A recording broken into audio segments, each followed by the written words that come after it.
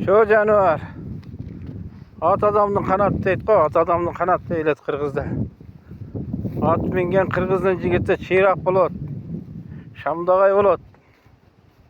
Қырғызда сөз бар, ат жалында қазан асып деп бекерін айтпайды да. Атты шындай ыстың күнінде миниш керек. Ыстың күнінде минсек ат тердейді нымшық. Тердеп нымшығанда суықтарды суырайды. Еркектерде көбінше простат деген ауру болады, геморрой деген ауру болады.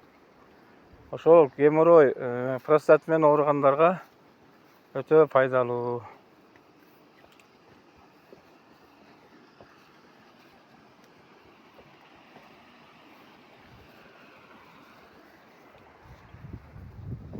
Күндүгө bir мал келіп, суғарып, жем беріп, арқандап қоямын оттуу жерге.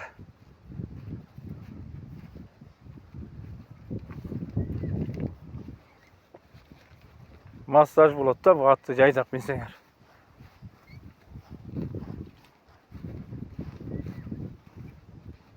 Бүт организм қимылдайды да. Бүт тұлқы бойын қимылдайды, пайдалы өте.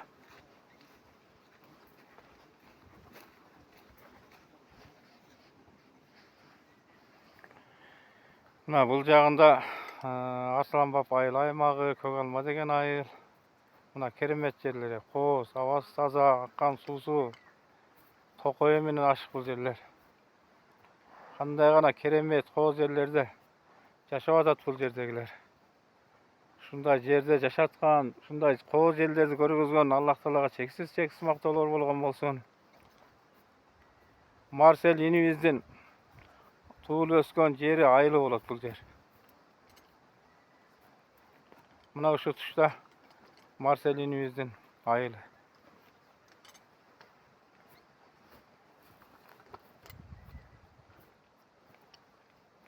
Келіп ес алып кетіңіздер.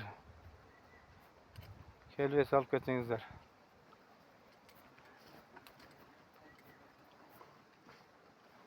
Анан мені хоббимда, мен жылда ушундай жерге келіп ес аламын.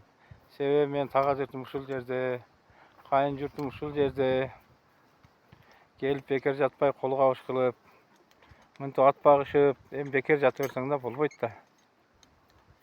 Кол кабышты кайерде болбосун биз аябайбыз, колдон келген жакшылыкты. Кызматты кыла берсең эле, Кудай кааласа,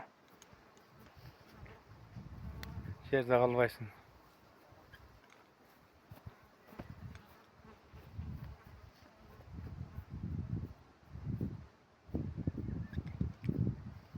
Менин хоббим шундай жаратылыш кооз жерлер тартам көбүнчөчү.